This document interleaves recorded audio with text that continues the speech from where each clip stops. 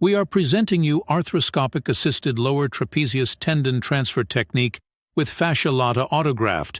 The authors declare no conflict of interest.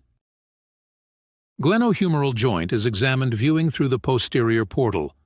The supraspinatus tear seems to be beyond repair due to retraction and large gap.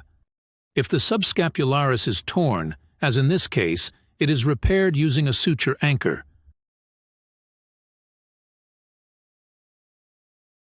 Sutures of the anchor are carried, using a monofilament suture passed with a curved suture passer. Both sutures of the anchor tied separately using Samsung Medical Center knot technique. An incision overlying the medial part of the spine of scapula is performed to reach the scapular insertion of the trapezius muscle. Subcutaneous tissue is gently dissected, and the fat pad below the inferior border of the lower trapezius tendon is identified. The tendon is gently released from the ventral and dorsal sides, being careful about the neurovascular structures on the ventral side. A clamp is passed under the lower trapezius insertion, and the tendon is hanged using number 5 free sutures, then dissected from its insertion.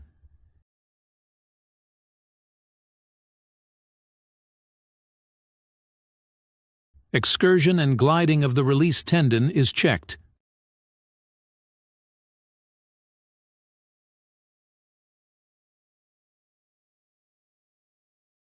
At the same time, a fascia lata graft was harvested approximately in the length of the oblique distance between the trigonum scapula and the greater tubercle of humerus, which was measured on MRI preoperatively and in the width of 2 to 2.5 centimeters. Both sides of the proximal end of the graft was sutured with a continence technique using 2 free sutures. Note that while free ends of the one suture leave the graft through the end, the other suture's free ends leave it from the side near the opposite end. The next step is creating a tunnel between the lower edge of spina scapula and infraspinatus muscle body with blunt dissection.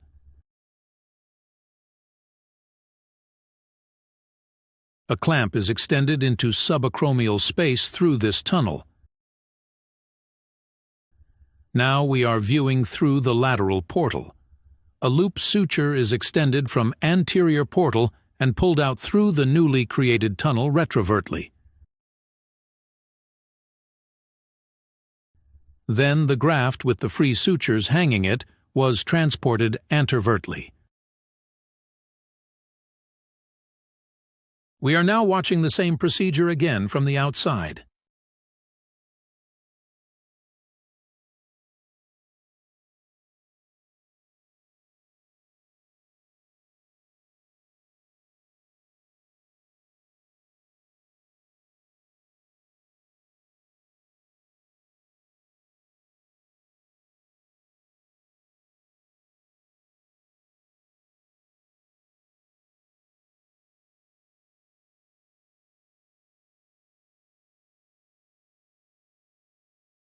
Proximal end of the graft is fixated at 2 points on the greater tubercle using 2 knotless anchors. One is just posterior to the biceps groove, and the other one is 1 centimeter lateral to the border of the cartilage surface.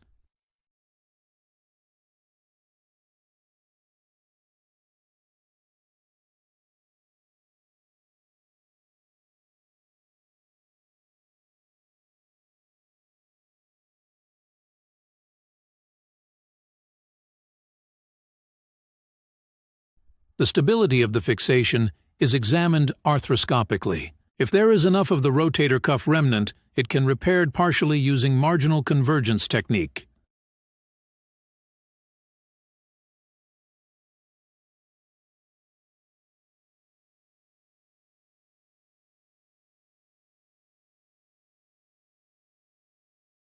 Finally, distal end of the fascia lata graft is sutured to the stump of the lower trapezius.